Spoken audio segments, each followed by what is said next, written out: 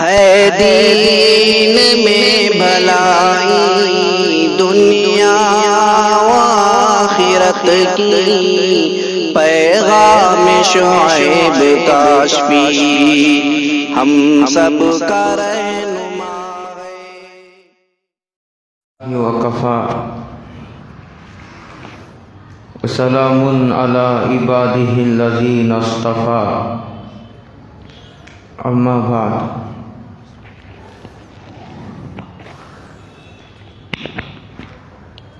اعوذ باللہ من الشیطان الرجیم، بسم اللہ الرحمن الرحیم۔ ان الذین کفروا سواء علیہم اانذرتہم ام لم تنذرہم لا یؤمنون۔ صدق اللہ مولانا العظیم۔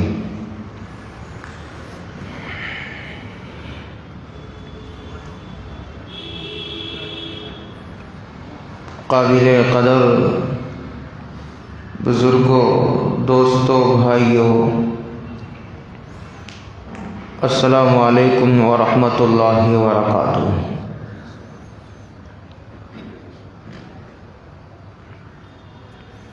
اس وقت سورہ بقرہ کی ایک آیت کریمہ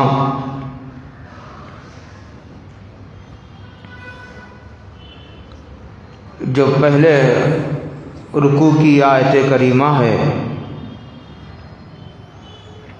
اس کا ترجمہ یہ ہے: بلا شبہ وہ لوگ جو کفر پر جم گئے ہیں،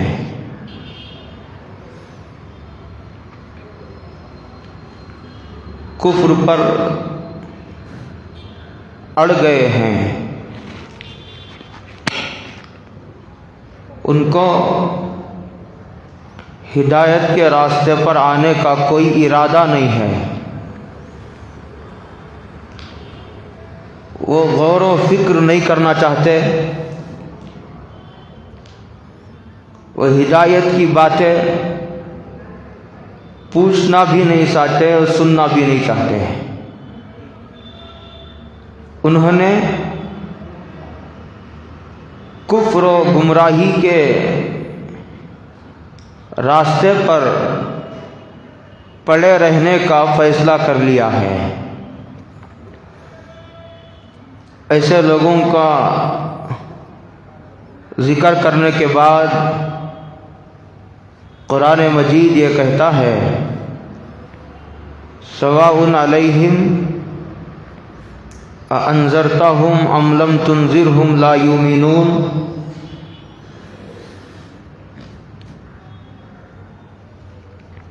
تو تمہارا خطاب حضرت رسول اللہ صلی اللہ علیہ وسلم کی ذات بابرکت سے ہے۔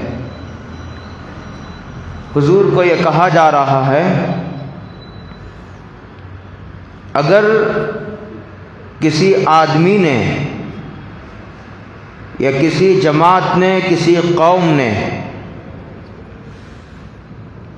اپنے آپ کو کفر و گمراہی میں ہی پڑے رہنے کا فیصلہ کر لیا ہو تو نبی کی محنت و دعوت اس پر کچھ کارگر نہیں ہوتی۔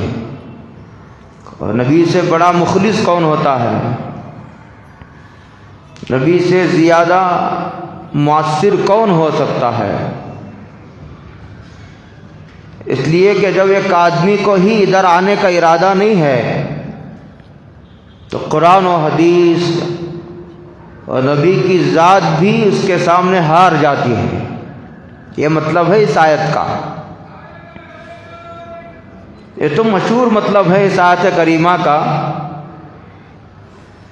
اس آیت کریمہ کا ایک دوسرا مطلب بھی ہے۔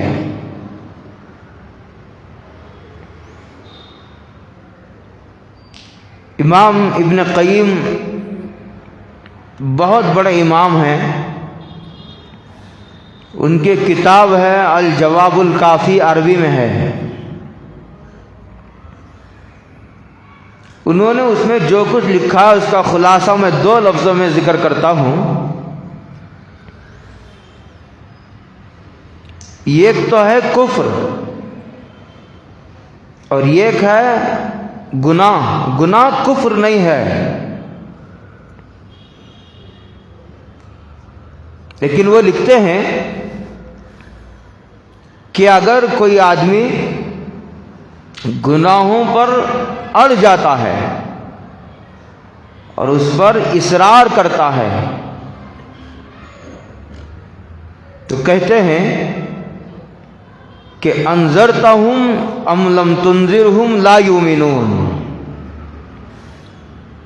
تو آخر میں اس کی سزا اسے یہ ملتی ہے کہ اسے دنیا سے بے ایمان جانا پڑتا ہے۔ لیکن یہ جیسے ایک آدمی نماز نہیں پڑھتا اور یہ سوچ کر کے نماز چھوڑ رہا ہے کہ نماز چھوڑنا تو کفر نہیں ہے، ایک آدمی زکوٰۃ نہیں دیتا اور یہ سوچ رہا ہے کہ زکوٰۃ نہ دینا کفر تو نہیں ہے، ایک آدمی شراب کی طرف جا رہا ہے اور یہ سوچ رہا ہے کہ شراب پینا گناہ تو ہے کفر تو نہیں ہے، ایک آدمی بدکاری کے راستے پر جا رہا ہے اور یہ سوچ رہا ہے کہ بدکاری گناہ تو ہے لیکن بدکاری کی طرف جانا یہ کفر تو نہیں ہے۔ ایک آدمی سود کھاتا ہے اور ساتھ ساتھ یہ بھی سوچ رہا ہے سود لینا اور سود دینا یہ گناہ تو ہے، لیکن سود لینے اور دینے سے آدمی کافر تو نہیں ہوتا۔ ابن قیم رحمۃ اللہ علیہ کہتے ہیں کہ نماز چھوڑنا، روزہ نہ رکھنا، زکوٰۃ نہ دینا، چوری کرنا، زنا اور بدکاری کرنا اور اسی طرح سود لینا یا دینا، کہتے ہیں یہ کفر تو نہیں ہے، لیکن ایک آدمی اس پر جم جاتا ہے تو اس کے کافر ہونے کے خطرے پیدا ہو جاتے ہیں۔ یہ ہے ان کی پوری گفتگو کا خلاصہ۔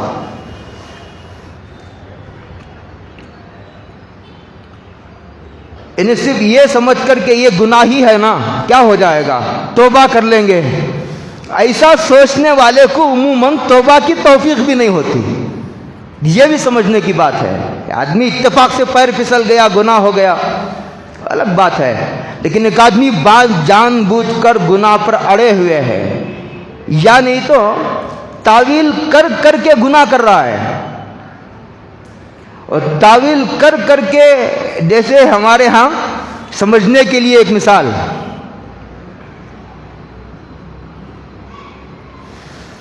ہمارے شہروں میں یہ مارٹی گیج کا رواج، یہ میرا موضوع نہیں ہے، آیت کو سمجھانے مثال سمجھا رہا ہوں۔ مارٹی گیج کا رواج عام ہے، لیز جسے کہتے ہیں، یہ سراسر سود ہے۔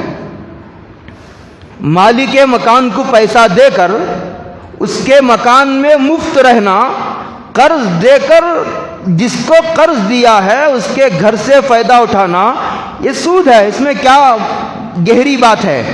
موٹی عقل والا اسے سمجھ سکتا ہے، تو یہ گناہ ہے۔ اب لوگ اسے بہانے بنا بنا کر کے اسے جائز کرنے کی کوشش کر رہے ہیں۔ اب اسے کیسے لیا جا سکتا ہے وہ اس وقت میرا موضوع نہیں ہے، وہ ایک مستقل بحث ہے۔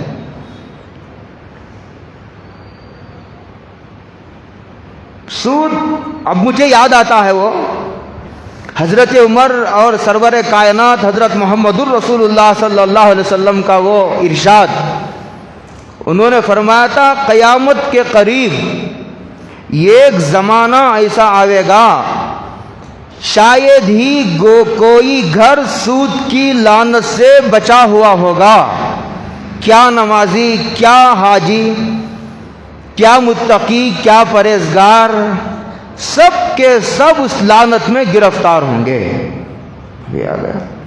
دوسرا ایک اور بات سمجھیے، گھر ہے نا، گھر، یہ گھر انسان کی ضرورت ہے۔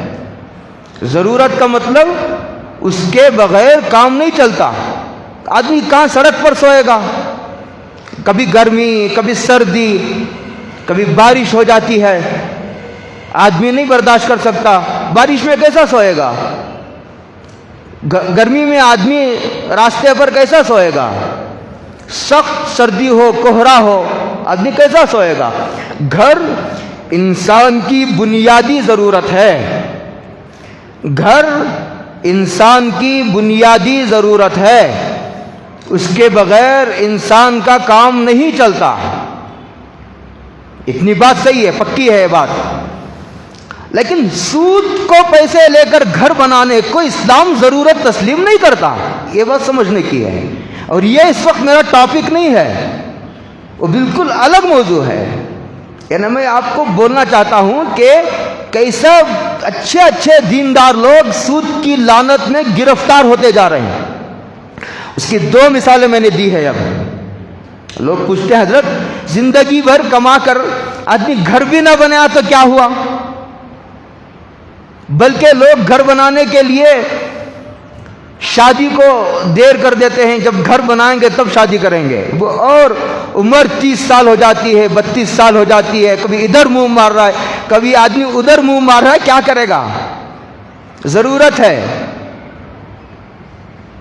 لیکن گھر نہیں بنا، لیکن گھر بنانے میں لگے ہوئے ہیں۔ گھر بنائیں گے تب شادی کریں گے، اور گھر بنائیں گے تب حج کو جائیں گے۔ شادی بھی مؤخر اور حج کو بھی مؤخر کر دیا، جبکہ شادی سے بے شمار دینی و دنیاوی برکتیں جڑی ہوئی ہیں، اور بے شمار برکتیں حج کی عظیم اور مقدس عبادت سے جڑی ہوئی ہیں۔ ان سے محروم ہو کر، اور کبھی کبھی ایسا بھی دیکھنے میں آیا، گھر بنایا ابھی گھر مکمل نہیں ہوا، حج کیا کرے گا، شادی کیا کرے گا، دنیا سے ہی جانے کا نمبر آ گیا۔ کیسی محرومی کی بات ہے؟ تو بات وہاں سے چلی تھی میری، اس آیت کی تشریح کر رہا تھا ابن قیم کے حوالے سے۔ امام ابن قیم رحمۃ اللہ علیہ لکھتے ہیں یہ تو ہے کفر، اور یہ کفر نہیں، لیکن آدمی ان گناہوں میں پھنسا ہوا ہے، اڑ گیا ہے، جم گیا ہے، اس پر اصرار کر رہا ہے، گناہ پر گناہ کرتا چلا جا رہا ہے۔ ابن قیم کہتے ہیں کہ پھر کبھی کبھی یہ گناہوں پر اصرار بے ایمانی کے شکل میں ظاہر ہوتا ہے، اللہ موت کے وقت میں ایمان سے محروم کر کے رہتے ہیں۔ یہ گناہوں پر جرأت کرنے کی سزا ہے۔ اللہ ہم سب کی حفاظت فرمائے۔ گناہ کے بے شمار نقصانات ہیں، گناہ کے بے شمار نقصانات ہیں۔ اب کتنے نقصانات آپ کو سنائیں، چند نقصانات کو میں نے کوٹ کیا ہے، وہ انشاءاللہ آپ کو سناؤں گا۔ قرآن کریم کی ایک آیت ہے، یہ ایک آیت کی تشریح میں نے کر دی ہے۔ دوسری آیت، یہ آیت کریمہ سورۃ الانعام کی آیت کریمہ ہے۔ قل هو القادر علی ان یبعث علیکم عذابا من فوقکم او من تحت ارجلکم او یلبسکم شیعا ویذیق بعضکم باس بعض او کما قال رسول اللہ صلی اللہ علیہ او کما قال اللہ تعالی۔ یہ آیت کریمہ ہے۔ اس آیت کا ترجمہ یہ ہے، اللہ کہتے ہیں جب میری مخلوق میری نافرمانی کرتی ہے تو میں ان کو دو طرح کے عذاب دیتا ہوں، دو طرح کے عذاب، ایک اوپر کا عذاب، ایک نیچے کا عذاب۔ بہت غور سے سننے کی ضرورت ہے۔ ایک اوپر کا عذاب، ایک نیچے کا عذاب۔ اوپر کا عذاب کیا؟ کہتے ہیں بارش کا عذاب۔ بارش نعمت ہے اللہ کی، لیکن جب بارش اپنی حدوں سے گزر جاتی ہے تو بارش عذاب بن جاتی ہے، پوری بستیاں ہلاک ہو جاتی ہیں اور سیلاب کے زد میں آ جاتی ہیں۔ سیلاب آتا ہے، سیلاب آتا ہے، پورے کے پورے شہر تباہ ہو جاتے ہیں۔ یہ اوپر کا عذاب ہے، بارش کا عذاب۔ قوم عاد پر عذاب آیا، یہ بارش کا عذاب قوم نوح پر آیا تھا. پوری کی پوری اس وقت کی قوم کو اللہ نے تباہ کر دیا. کہتے ہیں 7 لیالیوں و 8 ایام قوم عاد پر ہوا کا عذاب آیا. بارش ہے، ہوا ہے، یہ زمین ہے، آسمان ہے، یہ سب اللہ کی فوج ہے، فوج.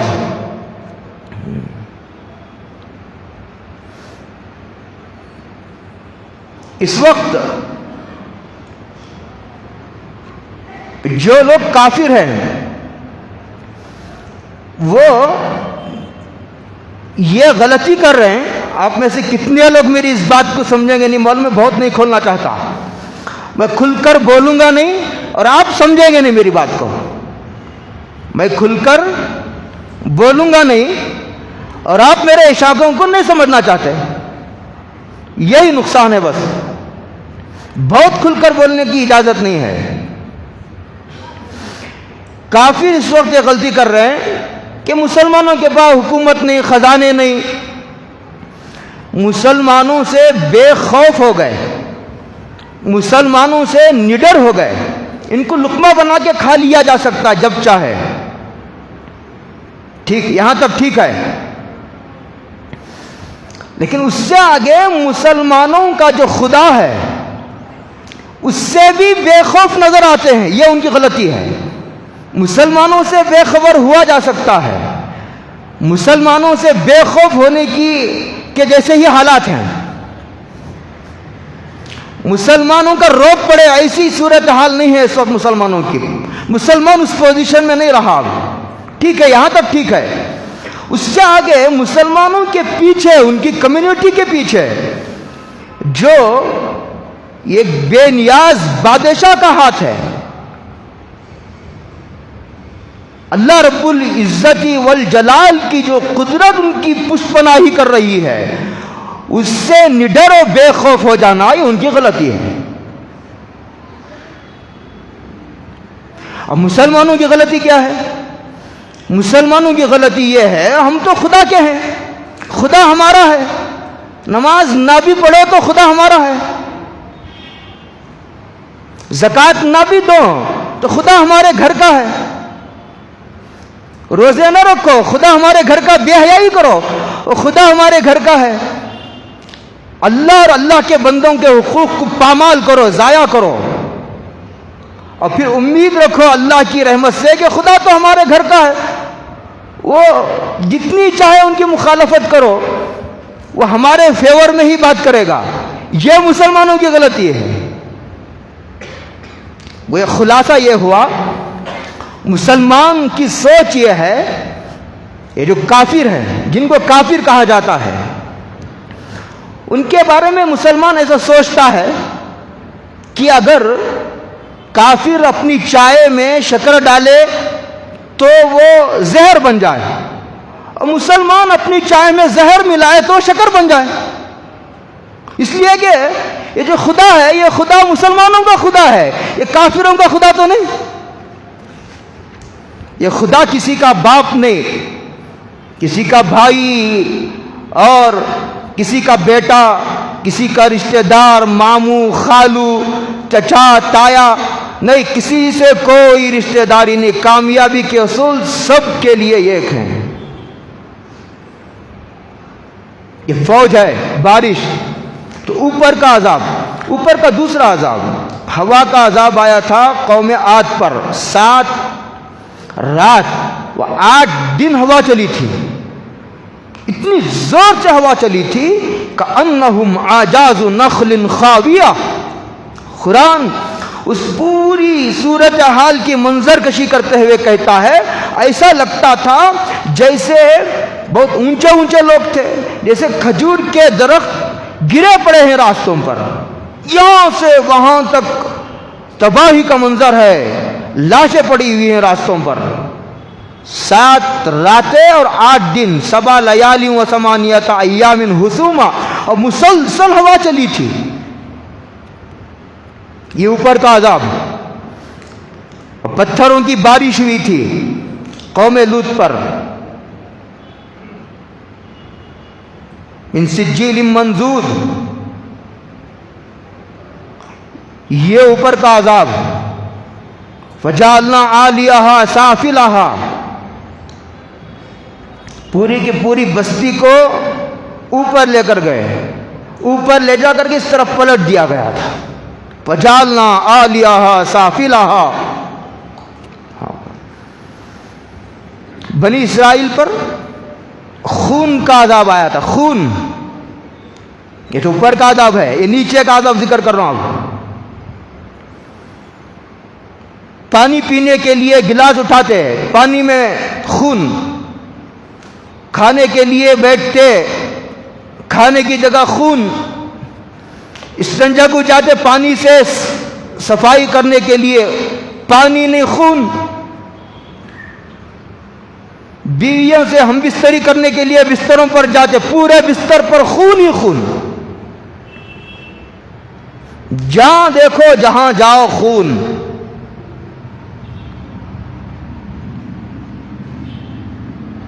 اور دوسرا عذاب ان پر آیا تھا مینڈک کا. پانی پینے کے لیے اٹھاتے، جب تک پانی پینے کے لیے گلاس میں ڈالے پانی لے کر منہ تک لے جاتے ہیں پانی مینڈک. کھانے بیٹھتے ہیں کھانا مینڈک. بستر پر جاتے ہیں سونے کے لیے، پورے بستر پر مینڈک.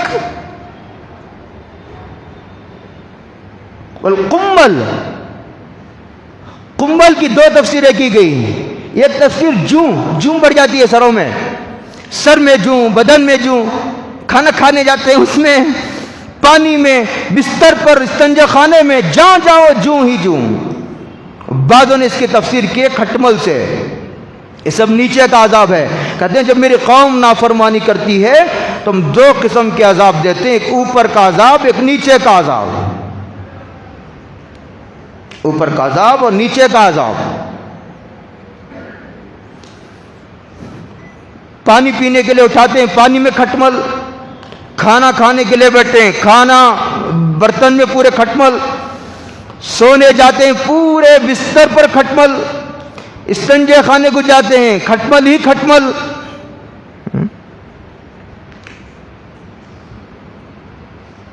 اسی طرح حضرت نوح علیہ السلام پر ایک تو اوپر سے بارش ہوتی تھی اور نیچے سے زمین پانی اگلتی تھی. اوپر سے بھی پانی، نیچے سے بھی پانی. نیچے کا عذاب. فرعون کو ڈبایا گیا سمندر میں، یہ نیچے کا عذاب. قارون کو زمین میں دھسایا گیا اس کی دولت کے ساتھ. دنیا کا سب سے بڑا سرمایہ دار قارون، اس کے بارے میں خود قرآن کی شہادت ہے لَتَنُوُّ بِالْعُصْبَةِ أُولِي الْقُوَّةِ. خزانہ نہیں، خزانے کی چابیاں اتنی تھی، ایک بڑی جماعت، ایک طاقتور جماعت اس کے خزانے کی چابیاں اٹھاتے اٹھاتے تھک جاتی تھی. اتنا خزانہ دیا تھا. اللہ کی نافرمانی کی تو قرآن کہتا ہے زمین میں دھسا گیا، قیامت تک اپنے خزانے کے داس دھستا رہے گا. زلزلہ آتا ہے. زلزلہ کہتے ہیں یہ جس طرح انسان کے بدن میں رگیں ہوتی ہیں، رگیں، ایک رگ کو اللہ یوں کھینچ لیتے ہیں، دماغ پر فالج کا اثر، یہ ہاتھ کے رگ کو کھینچ لیتے ہیں، یہ ہاتھ کام کرنا چھوڑ دیتا ہے. یہ پیر کے رگ پر کھینچ لیتے ہیں، پیر کام کرنا چھوڑ دیتا ہے. اور تم کہتے ہیں فالج ہو گیا. پہلے سے کیا کیا جو چاہے نام دو تم.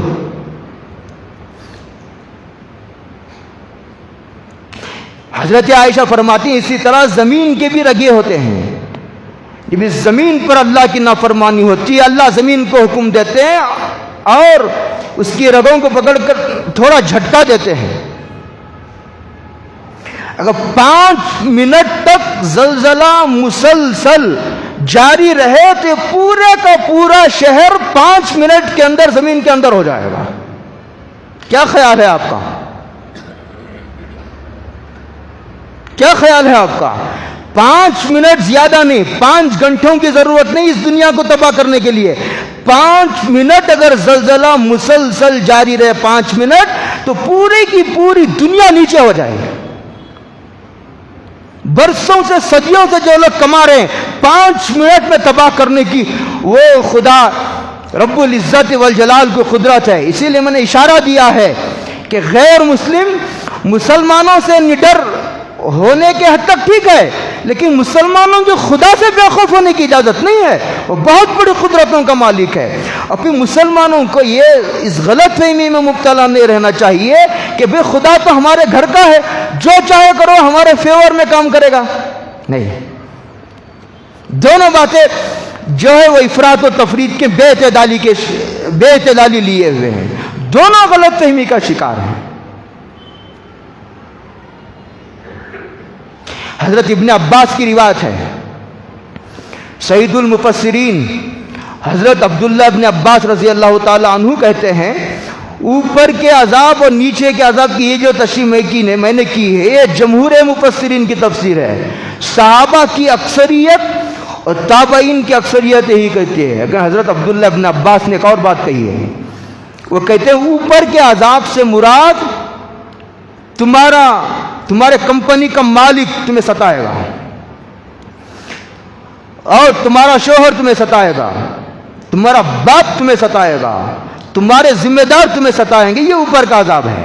اور نیچے کے عذاب سے مراد تمہاری بیوی ستائے گی، بچے ستائیں گے، غلام ستائے گا، نوکر ستائے گا، ملازم ستائے گا، تمہاری سواری ستائے گی. تم اس سے پھیلاتے چلے جاؤ. یہ اوپر اور نیچے کا عذاب ہے. یہ حضرت عبداللہ ابن عباس کی رائے ہے. غلام غداری کرے گا، ملازم بے وفائی کریں گے. اب دیکھیں مصر میں کیا ہوا، فوج نے غداری کی حکومت کا تختہ پلٹ دیا گیا. اب بھی پتہ نہیں کہاں کہاں غداری ہو رہی ہے.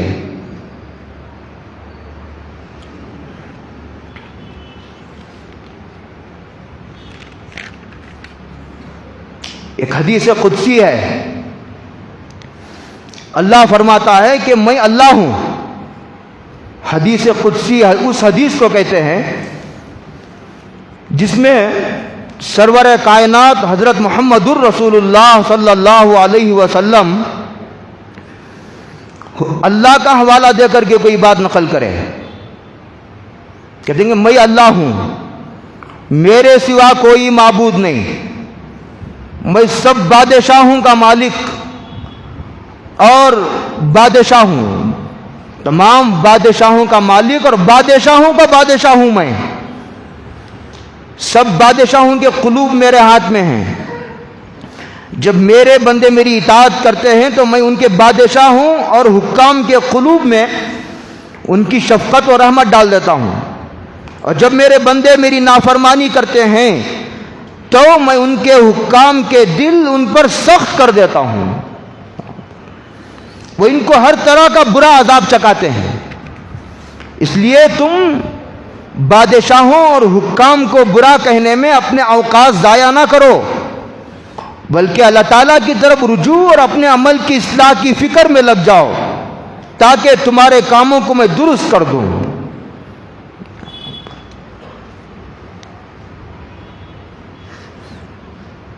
لوگ یہ سمجھتے ہیں گناہوں کی سزا آخرت میں ہی ملے گی. اکثر گناہوں کی پوری سزا تو آخرت میں ملتی ہے. کچھ سزا تو دنیا میں بھی اللہ جب جب چکاتے رہتے ہیں.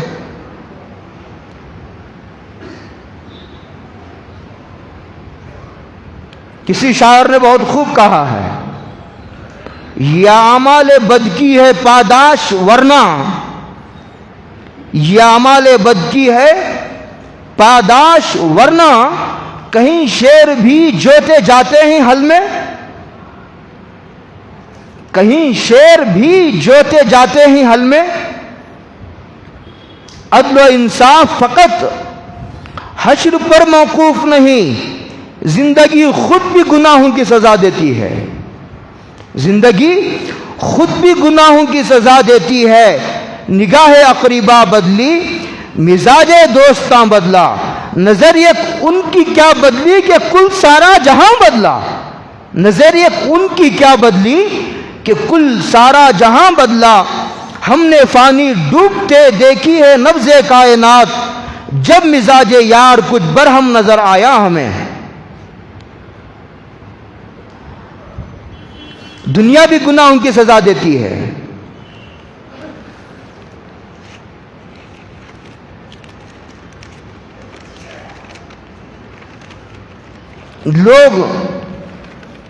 بعض لوگ تو نیکیاں بھی نہیں کرتے, گناہ بھی نہیں کرتے. یہ سب سے ادنا درجے کا طبقہ ہے اس امت کا. ان کے جھولی میں نیکیاں بھی نہیں, گناہ بھی نہیں. ان کے جھولی میں نیکیاں بھی نہیں, گناہ بھی ہیں. یہ سب سے ادنا درجے کا طبقہ. دوسرے درجے کا طبقہ وہ ہے جو نیکیاں بھی کرتا ہے, گناہ بھی کرتا ہے. نیکیاں بھی کرتا ہے وہ طبقہ, گناہ بھی کرتا ہے. ایک مرتبہ سرکار دو عالم حضرت محمد الرسول اللہ صلی اللہ علیہ وسلم نے ارشاد فرمایا,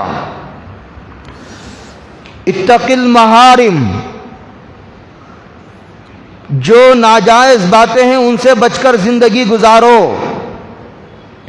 تکن عبد الناس, تم دنیا کے سب سے بڑے عبادت گزار بن جاؤ گے. ہم عبادت گزار کسے کہتے ہیں؟ جو رات بھر نفلیں پڑھتا ہے وہ سب سے بڑا عبادت گزار. جو ایک ایک قرآن کی تلاوت کرتا ہے وہ سب سے بڑا عبادت گزار. نہیں, جو جائز ناجائز کا لحاظ کرتا ہے وہ سب سے بڑا عبادت گزار ہے. ادھر عبادت بھی جاری, ادھر جھوٹ بھی جاری. عبادت بھی جاری, دھوکہ بھی جاری. عبادت بھی جاری اور 420 بھی جاری. عبادت بھی جاری, رشوت بھی جاری. عبادت بھی جاری, سود بھی جاری. حضور نے فرمایا اللہ کے محارم سے, ناجائز امور سے بچ کر زندگی گزارو, تم دنیا کے سب سے بڑے عبادت گزار بن جاؤ گے. ورض بما قسم اللہ لک تکن اغنى الناس, اللہ نے تجھے جو دیا ہے اس پر راضی ہو جا, تو دنیا کا سب سے بڑا مالدار انسان بن جائے گا. تیرے سے اونچے لوگوں کو نہ دیکھ, ناشکری کے جذبات جنم لیں گے. ایک آدمی لکھپتی ہے, اس کو دیکھے جو ہزاروں میں زندگی گزار رہا ہے. وہ جو لکھپتی ہے وہ اگر کروڑ پتی کو دیکھے گا, ناشکری کے جذبات جنم لیں گے. ترقی کرنا ہو کرو, اگر ایسے چانسز ہیں, امکانات ہیں تو اس سے منع نہیں. دنیا کے اعتبار سے اپنوں سے چھوٹوں کو دیکھنے سے, اپنے سے چھوٹوں کو دیکھنے سے شکر کے جذبات پیدا ہوتے ہیں, اور اپنے سے بڑوں کو دیکھے گا ناشکری کے جذبات جنم لیں گے. آگے فرمایا واحسن الی جارک تکن مؤمنا, اپنے پڑوسی سے حسن سلوک کر تو ایمان والا بن جائے گا. وَأَحِبَّ لِلنَّاسِ مَا تُحِبُّ لِنَفْسِكَ, اور اپنے لیے جو تو پسند کرتا ہے وہ دوسروں کے لیے بھی پسند کر. تکن مسلمہ, اب جا کر تو مسلمان ہوگا, اب جا کر پورا مسلمان ہوگا. تکن مسلمہ. آگے فرمایا وَلَا تُكْسِرِ الزِّحْكَ فَإِنَّ الزِّحْكَ تُمِيتُ الْقَلْبَ, موقع بے موقع ہنسنے کا مزاج نہ بناؤ, یہ اوچھا پن ہے. اوچھا پن آدمی اس سے ہلکا ہو جاتا ہے, اس سے دل مردہ ہو جاتا ہے, وقار ختم ہو جاتا ہے, آدمی کے چہرے کا نور ختم ہو جاتا ہے. موقع بے موقع ہنس رہے ہیں کھلکھلا کر, کوئی بات نہیں, ہنس رہے ہنسا رہے, یہی کام ہے صبح سے شام تک.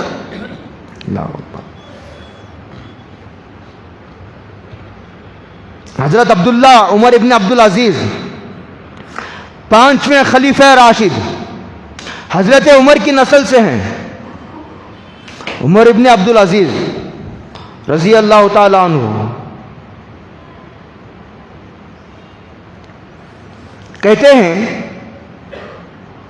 کہ میں صرف فرض, واجب, سنت مؤکدہ پر اکتفا کروں, کر کے ناجائز پوری صلاحیتوں کو میں ناجائز امور سے بچنے میں لگا دوں, یہ مجھے بہتر ہے, مجھے پسند ہے اس بات سے کہ میں نفل اعمال زیادہ سے زیادہ کروں اور پھر ناجائز کام بھی ساتھ کرتا رہوں. یہ حضرت عمر ابن عبدالعزیز کا کہنا ہے. اس سے آگے ایک اور بات کہتا ہوں. امیر المومنین فی الحدیث عبداللہ ابن مبارک امام اعظم ابو حنیفہ کے شاگرد ہیں. وہ کہتے ہیں کہ میں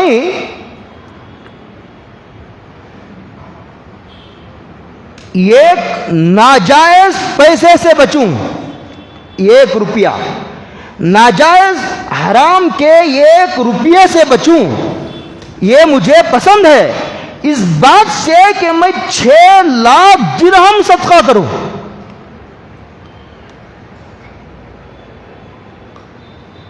6 لاکھ درہم صدقہ کرنے سے 1 ناجائز روپے سے بچنا میرے لیے زیادہ پسند ہے.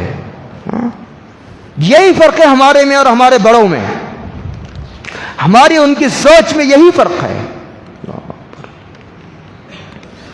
اور دنیا کے نقصانات بے شمار نقصانات ہیں. اب کیا کیا مختصر وقت میں آپ کو سنایا جائے. چند باتیں سنا کر کے میں بات ختم کرتا ہوں. بہت لمبی چوڑی فہرست ہے, یہ لمبی چوڑی فہرست ہے. ابن ماجہ میں عبداللہ ابن عمر رضی اللہ تعالی عنہما سے روایت ہے کہ ہم 10 آدمی تھے. میرے اور آپ کے آقا حضرت رسول اللہ صلی اللہ علیہ وسلم کی خدمت میں حاضر تھے. ہماری طرف متوجہ ہو کر حضور نے ارشاد فرمایا کہ 5 چیزیں ہیں, میں خدا کی پناہ چاہتا ہوں کہ تم ان کو پاؤ. جب کسی قوم میں بے حیائی کے افعال علل اعلان ہونے لگیں, وہ طاعون میں مبتلا ہوں گے اور ایسی بیماریوں میں گرفتار ہوں گے جو ان کے بڑوں کے وقت میں کبھی نہیں ہوئی. اب دیکھ لیجئے, روزانہ ایک بیماری ہے, کتابوں میں تذکرہ تک نہیں ان بیماریوں کا. طب کی جو چھوٹی بڑی کتابیں ہیں ان میں ان بیماریوں کا تذکرہ ہی نہیں جو بیماری آ رہی ہیں. صبح ایک بیماری, شام ایک بیماری, نئی نئی بیماریاں. یہ بے حیائی کا نتیجہ ہے, یہ بے حیائی کی پیداوار ہے, بے حیائی کی سزا ہے. ننگے ہو گئے, جوان بوڑھے مرد عورت ننگے.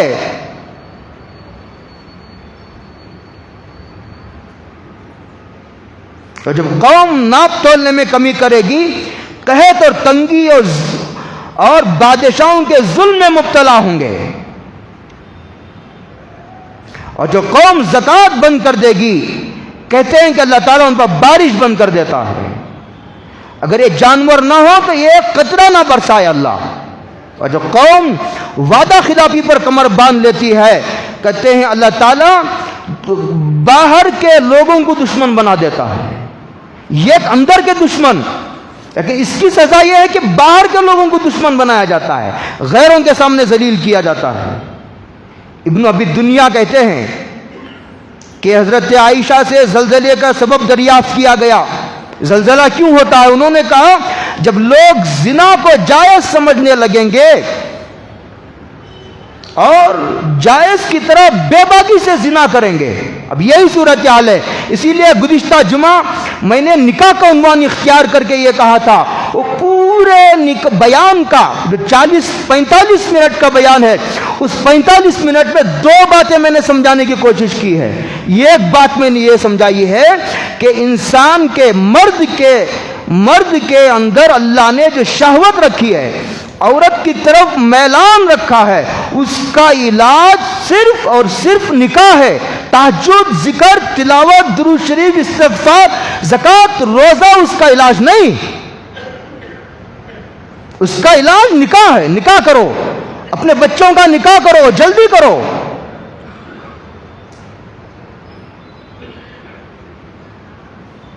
اور دوسرا میں نے اسی آسانی میں نے بات کہی تھی, اس کا علاج نکاح ہے. عبادتیں اس کا حل نہیں, اس مسئلے کا حل نکاح ہے. دوسرا, نکاح کے عنوان پر, شادی کے عنوان پر پیسہ خرچ نہ کرو. اس بات کو پتہ نہیں کتنے لوگوں نے سمجھایا نہیں سمجھایا, تو میں سمجھاتا ہوں تمہیں. دیکھو عقیقہ ہے، عقیقہ، عقیقہ نہ کرو گے تو کیا نقصان ہے تمہارا؟ کیا؟ کچھ نہیں کرو گے کس کا نقصان ہے؟ کسی کا نہیں۔ نکاح نہیں کرو گے تو نقصان ہے، بے نکاح مرد عورت، بے عورت کا نقصان ہے کہ نکاح کو مشکل بنا دو گے۔ بھائی گھر تم 100 کروڑ روپے خرچ کر کے گھر بناؤ، جسے اللہ نے دیا ہے گھر بناؤ، اس کے پاس پیسے نہیں، کرائے کے گھر میں رہو، لیکن نکاح آسان کرو۔ یعنی خلاصہ لڑکی تک پہنچنے کو آسان بناؤ، اسے مشکل بناؤ گے زنا کے دروازے بند نہیں کر سکتے، کوئی مائی کا لال نہیں بند کر سکتا اسے۔ تم روزانہ 1000 بیانات کرا لو، بیانات سے یہ مسئلہ حل ہونے والا نہیں، یہ خانقاہوں ذکر کے محفلوں سے یہ مسئلہ حل ہونے والا نہیں۔ یہ میں نے گزشتہ جمعہ اسی لیے کہا تھا، کہتے ہیں جب لوگ زنا کو جائز کاموں کی طرح کھلم کھلا کرنے لگیں گے، کہتے ہیں حضرت عائشہ تو اللہ زمین کو حکم دیتے ہیں اور شراب پیئیں گے، شراب پانی کی طرح پی رہے ہیں لوگ، محلے میں مسجد 1، شراب کی دکانیں 10۔ میں اور آگے نہیں بڑھتا، ممبر رسول کے قریب بیٹھ کر اتنی کھلم کھلا گفتگو کرنے کی اجازت نہیں، اس سے آگے بھی مسئلے بڑھ گئے ہیں، اب وہ تو آپ زیادہ جانتے ہیں۔ شرابیں جب لوگ بے باکی سے پینے لگیں گے، اللہ حکم دیتے ہیں کہ ان کو ہلا دو ان کو۔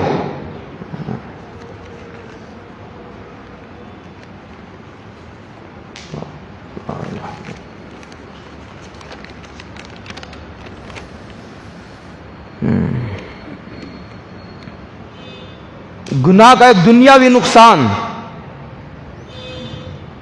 آدمی پر لعنت برستی ہے، وہ لعنت سب سے پہلے اس کی دل پر برستی ہے۔ دل کہاں ہے؟ کہاں ہے دل؟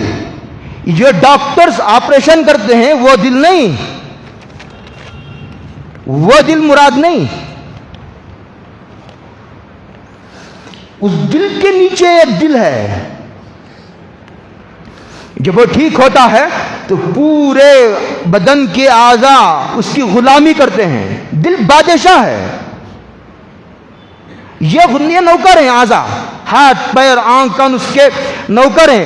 وہ ٹھیک رہتا ہے تو یہ اس سے نکلنے والے اعمال ٹھیک رہتے ہیں، وہ بگڑا ساری رعایا بگڑ جاتی ہے۔ یہ رعایا ہیں، یہ ہاتھ پیر آنکھ کان ناک وغیرہ، دل پر لعنت برستی ہے۔ حضور نے بعض خاص گناہوں کا نام لے کر تک لعنت کی ہے، جیسے حضور نے فرمایا جھوٹ بولنے والے پر لعنت ہے، جھوٹی گواہی دینے والے پر لعنت ہے، سود لینے والے پر، دینے والے پر، گواہ پر، لکھنے والے رائٹر پر بھی لعنت ہے۔ یہ لعنت دل پر برستی ہے۔ جب یہ لعنت بڑھتے بڑھتے بڑھتے بڑھتے پورے دل کو اپنے کنٹرول میں لے لیتی ہے، پھر پورا چہرہ بھی سیاہ ہو جاتا ہے، چہرے پر سے بھی چہرے سے تک ظاہر ہونے لگتی ہے لعنت کا اثر۔ یہ ایک آدمی غیر عورت کو دیکھتا ہے، حضور نے فرمایا دیکھنے والا بھی لعنتی ہے اور جس کو دیکھا گیا وہ بھی لعنتی ہے۔ یہ دیکھا کیوں اور اس نے دیکھنے دیا کیوں؟ دونوں برابر کے شریک ہیں لعنت میں، یہ بھی لعنتی وہ بھی لعنتی، یہ بھی ملعون وہ بھی ملعون۔ قرآن کریم نے ایک جگہ کہا جب اللہ کے زمین پر اللہ کے احکامات کو توڑا جاتا ہے، قرآن کہتا ہے اولئک یلعنہم اللہ ویلعنہم اللاعنون، اللہ بھی لعنت کرتا ہے عرش پر بیٹھ کر، اس کے فرشتے لعنت کرتے ہیں اور پوری کائنات اس کے لیے لعنت کرتی ہے۔ یہ پہاڑ، آسمان، زمین، جانور، جنگل میں رہنے والے جانور، سمندر کے اندر کی مچھلیاں، زمین کے ذرات تک اس کے لیے لعنت کرتے ہیں، اس لیے کہ گناہ سے ہر مخلوق تکلیف محسوس کرتی ہے۔ اولئک یلعنہم اللہ ویلعنہم اللاعنون۔ اب اس لعنت کا اثر یہ ہوتا ہے، ہو گیا آدمی لعنتی، وقت بہت ہو گیا۔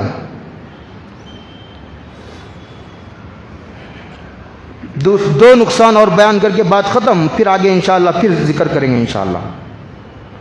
یہ دنیا کے نقصانات ہیں۔ دوسرا یہ سب سے بڑا نقصان یہ ہے گناہ کا کہ آدمی اللہ کی نظر سے گر جاتا ہے۔ یہ بہت اچھی بات ہے کہ آدمی اللہ کی نظر سے گرنے سے پہلے پہاڑ کی چوٹی سے گر کر مر جانا بہتر ہے۔ یہ اتنی سخت بات ہے۔ گناہ کرنے سے آدمی اللہ کی نظر سے گر جاتا ہے۔ جب اللہ کی نظر سے گر جاتا ہے، قرآن کہتا ہے وَمَن يُهِنِ اللَّهُ فَمَا لَهُ مِن مُكْرِمٍ، جب آدمی اللہ کی نظر سے گر جاتا پھر اسے کون عزت دے گا؟ اللہ کے دربار میں ذلیل ہو گیا۔ اللہ کے دربار کا ذلیل کہاں جا کر کے عزت لگا، کہاں پناہ لے گا؟ تیسرا سب سے بڑا نقصان یہ ہوتا ہے اس کی عقل ماری جاتی ہے، بلکہ جسے عقل ہوتی ہے وہ گناہ کرتا ہی نہیں۔ اللہ کے قبضے میں ہے، کرامن کاتبین اس کے گناہ لکھ رہے ہیں، فرشتے حاضر ہیں، اس کے گھر میں اس کے بستر پر قرآن نصیحت کر رہا ہے، موت نصیحت کر رہی ہے اور جہنم اسے نصیحت کر رہی ہے، اس کے باوجود گناہ کرنا بے عقلی نہیں؟ اور بھی بے شمار اس کے دنیا کے نقصانات ہیں، انشاءاللہ ترتیب سے ذکر کروں گا۔ اللہ عمل کی توفیق عطا فرمائے۔ وآخر دعوانا ان الحمدللہ رب العالمین۔